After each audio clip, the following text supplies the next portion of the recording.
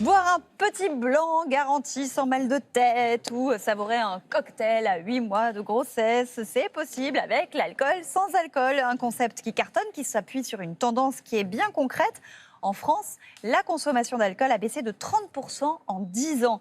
Et si jusque-là, le sans-alcool était généralement synonyme de boisson pas très originale, souvent trop sucrée, de nouveaux acteurs proposent désormais des recettes originales et plus saines. Bière, vin spiritueux sans alcool, comment sont-ils fabriqués? A-t-on affaire à de pâles copies ou des boissons à part entière? C'est le dossier du jour. Et on va parler de tout ça avec Jean-Philippe Brault. Bonjour, bienvenue. Vous êtes fondateur de, alors j'adore le jeu de mots, Gueule de Joie, un site de e-commerce réunissant une centaine de références de bières, de vins et de spiritueux sans alcool. Et puis à vos côtés, Fatih Beni vient nous voir également. Bonjour. Vous êtes ingénieur de formation et fondateur de la marque Le Petit Béret, une marque de vin et de bière sans alcool. On commence avec la remarque de Titi qui nous dit « Enfin une alternative à ce qui permet à ceux qui ne boivent pas d'alcool de faire la fête sans être condamnés au jus de fruits et au soda. » Expliquez-nous d'abord le concept de ces nouvelles boissons sans alcool. Qu'est-ce qu'elles ont à offrir de plus qu'un jus de fruits, par exemple? Je dirais qu'elles adoptent des codes de consommation qui sont plus adaptés pour trinquer à l'apéritif, pour accompagner un bon repas ou lors de moments festifs. Et ça, c'est déjà leur première valeur ajoutée. Ça a une dimension incluante. L'expérience et le plaisir. On se sent moins seul, en fait, c'est ça? Ça donne cette impression. Et visuellement, l'expérience et le plaisir commencent par là. Et on le voit sur la table autour du plateau. On a des produits qui sont tout à fait similaires visuellement. Donc ça, c'est une grande différence. C'est vrai que l'idée, en général, c'est vraiment d'imiter à la perfection des boissons avec alcool. Sachant que ces produits viennent souvent de véritables brasseurs, des professionnels du vin ou des spiritueux. Donc ils adoptent des codes qui sont les leurs, au fond. Et ils mettent leur savoir-faire au service de bonnes versions sans alcool donc de leur savoir-faire, de leur matière première. Et vous, qu'est-ce qui vous a donné l'idée d'initier ce projet, de rassembler comme ça ces références de boissons sans alcool? J'ai découvert il y a 2 ans maintenant qu'il existait un monde insoupçonné en France de vins, bières, cocktails et spiritueux sans alcool qui ont du goût, de qualité. Et j'ai réalisé qu'au fond, on était tous concernés par ce sujet de la consommation d'alcool. À un moment donné dans notre vie, on a tous de bonnes raisons de réduire notre consommation, ne serait-ce que ponctuellement. Mais dans ce cas-là, qu'est-ce qu'on boit? Des jus, des sodas. Il en existe des très bons, ce n'est pas le débat. Mais j'ai voulu mettre en relation justement cette offre et cette demande en créant gueuledejoie.com et d'offrir de la diversité, de l'exhaustivité, de la qualité sur cette nouvelle génération de boissons. Et alors vous, Fatih, vous êtes lancé il y a quelques années dans la production de vin sans alcool au pays du vin. C'était quand même assez osé, c'est presque un sacrilège ce que vous faites. Un sacrilège, non.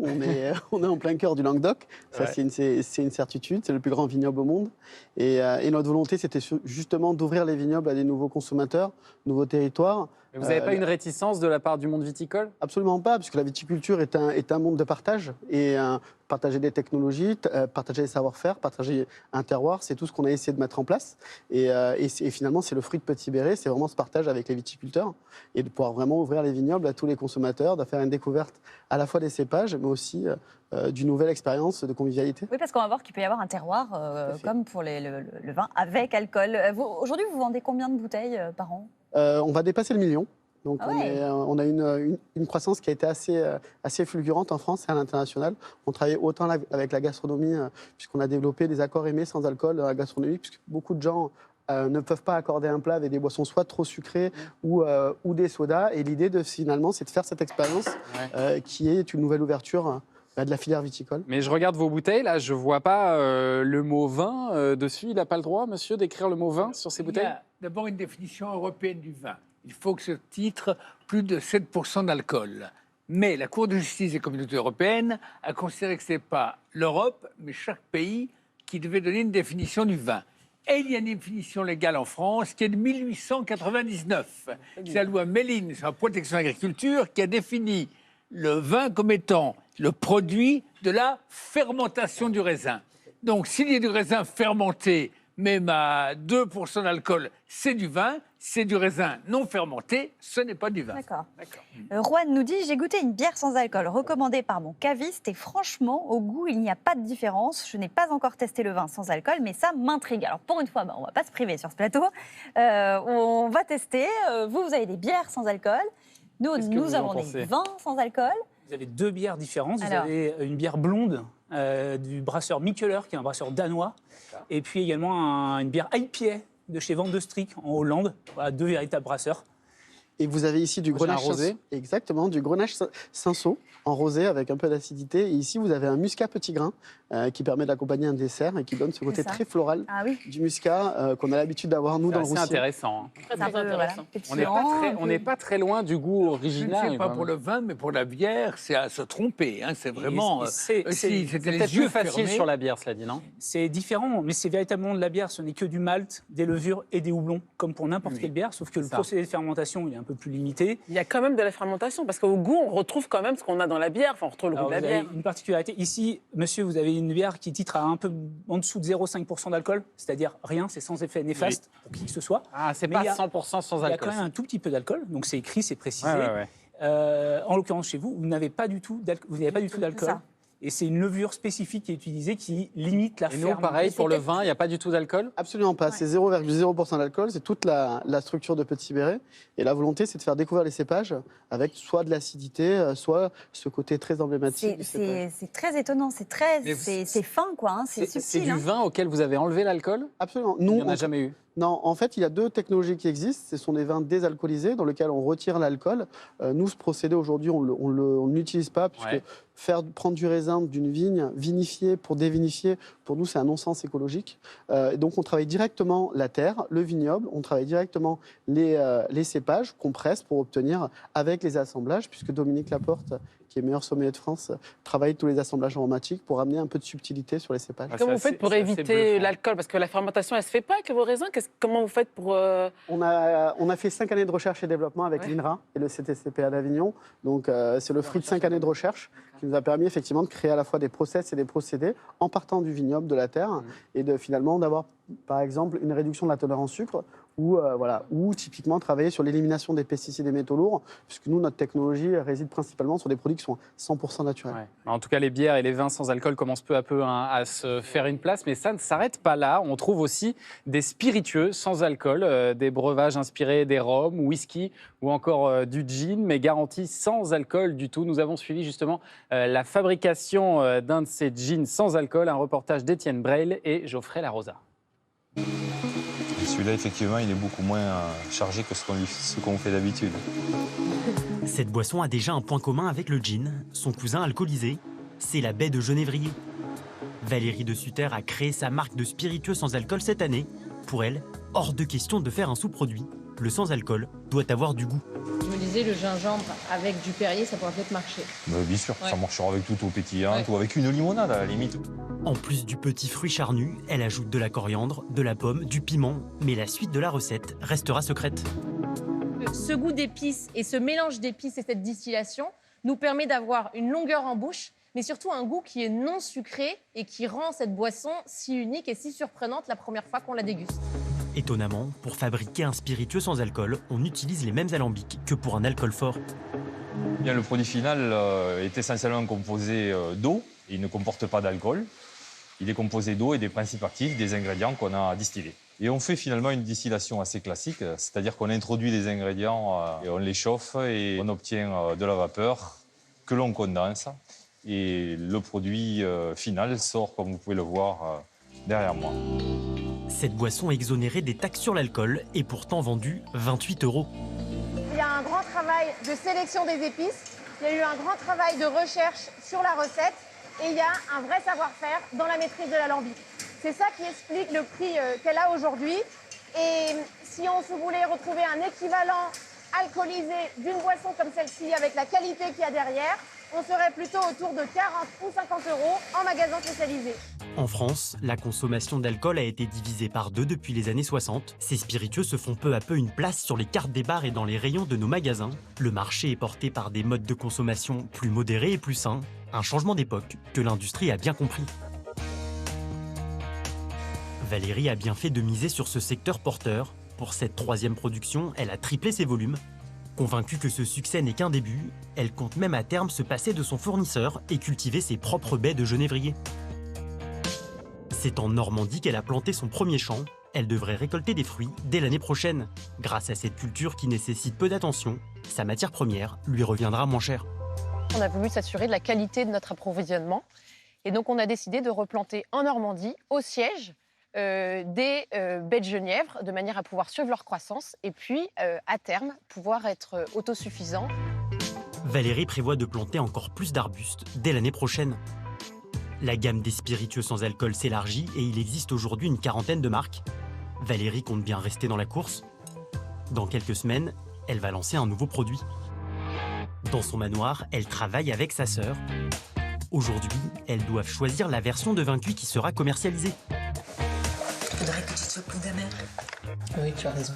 On est arrivé à penser qu'on pouvait avoir une belle qualité de produit en utilisant de l'orange amère, de la gentiane. Et finalement, c'est plutôt un travail de réflexion, d'échange qui nous a menés à ce nouveau produit qu'on espère sortir avant les fêtes. Les fêtes de fin d'année sont déjà dans le viseur, car marier le festif et le sans-alcool, c'est une des ambitions affichées de ces entreprises.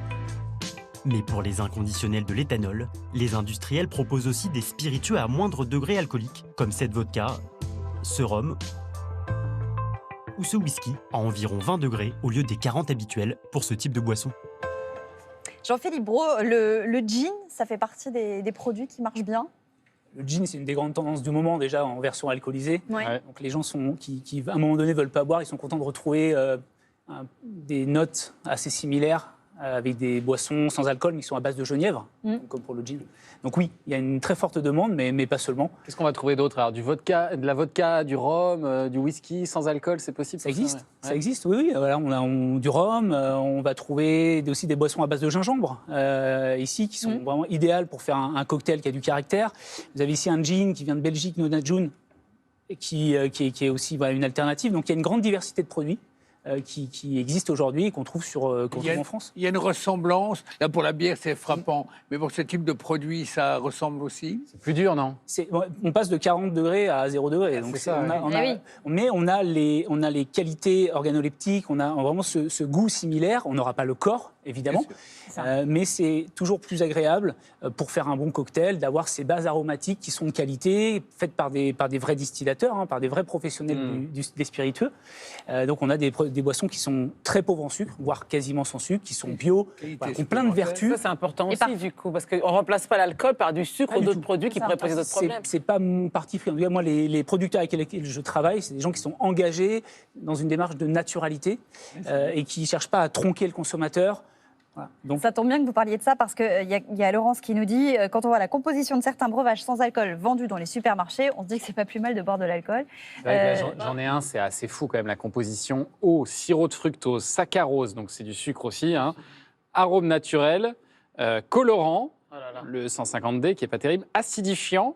Et puis des arômes, des conservateurs et de l'arôme quinine. Bon, c'est tout, il n'y a que ça, quoi. Des arômes, de l'eau et du sucre. Ce qu'il faut savoir, c'est qu'effectivement, il y a beaucoup de petits producteurs qui travaillent avec des produits 100% naturels qui sont issus soit de filière viticole ou filière brassicole, qu'on est régi par une réglementation, puisque les produits sans alcool doivent avoir la liste des ingrédients. Et ce qui est fantastique, c'est qu'effectivement, les consommateurs peuvent à la fois trouver des produits bio, voir la teneur en sucre, et effectivement, la transformation de l'alcool, c'est une transformation du sucre en éthanol, et c'est pas pour effectivement rajouter du sucre derrière. Un bon vin, c'est aussi un terroir, nous dit Younes. Cette notion existe-t-elle pour le sans-alcool? Est-ce qu'on peut parler de vin, de terroir avec ces vins sans alcool? Il a bien raison, Younes. Le vin, c'est un terroir, c'est des cépages et c'est de la diversité. Et je crois que le sans-alcool incarne cette nouvelle diversité d'assemblage, de cépages, de territoires, de savoir-faire, Vous travaillez avec quels cépages, par exemple? On travaille avec différents cépages, que ce soit du chardonnay, du pinot noir. Donc, moi, j'adore le muscat, qui est un cépage typique petit grain de notre région, du Languedoc, Roussillon. Mais effectivement, on a cet éventail et la capacité d'assembler des cépages pour encore donner des nouveaux profils aromatiques. Vous faites du rouge, du rosé, du blanc. Et de la bulle, oui. Et de la bulle. Et de la bulle, parce qu'on s'est rendu compte que nos consommateurs, ce qu'ils voulaient, c'est de la convivialité et c'est du partage. Donc avoir des instants de convivialité qui soient à table, à l'apéritif. Et finalement, faire cette découverte de cépages, c'est finalement retrouver un peu le goût des différents profils qu'on peut avoir. Et vous nous disiez que c'est le fruit de plusieurs années, de 5 années de travail, de développement, donc j'imagine que ça se paye. Elles coûtent combien vos bouteilles? Non, donc on a créé des bouteilles qui sont entre 6 et 10 euros, donc c'est très accessible auprès des consommateurs. La volonté du sans-alcool, c'est pas forcément d'avoir des produits de garde, c'est vraiment d'avoir des produits qui soient un, rafraîchissant, deux, qui donne cette acidité, ces profils aromatiques, et donc de les rendre accessibles à tout le monde. Ouais. Est-ce que ça veut dire que c'est des produits, l'un et l'autre, qui peuvent se bonifier avec le temps, ou là, ça ne va pas du tout entrer en jeu? La stabilité microbiologique d'un sans-alcool, c'est très important à la conservation, c'est 3 ans maximum. Donc aujourd'hui, un produit sans alcool ne peut pas se conserver au-delà de 3 ans. En revanche, comme c'est un produit 100% naturel, il y a un produit effectivement qui, aromatiquement parlant, peut évoluer, s'oxyder, comme un rosé ou un blanc. Et typiquement, il y a des produits qui vont plutôt se bonifier avec le temps. Et pareil pour les bières, on parlera du vin, mais c'est un peu plus court, c'est en moyenne entre 1 an et 1 an et demi. Le produit évolue dans le temps. Ouais. L'enjeu, c'est qu'au bout d'1 an et demi, le produit soit quand même, il conserve toutes ses qualités.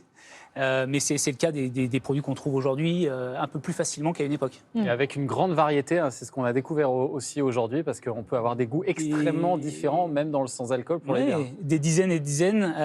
Vous avez des sours, fruités acidulés, vous avez des IPA, vous avez goûté une bière blonde, des pale ale, des ambrés, des bières blanches, des stouts aussi. Vous êtes sur la grande tendance de la bière très diversifiée, mais sans alcool, quoi. Exactement. Exactement. Eh ben, c'était une belle découverte voilà, grâce à vous aujourd'hui. Donc, merci beaucoup d'être venu partager sur ce plateau et merci à Marine Le Noël qui nous a aidé à préparer ce dossier.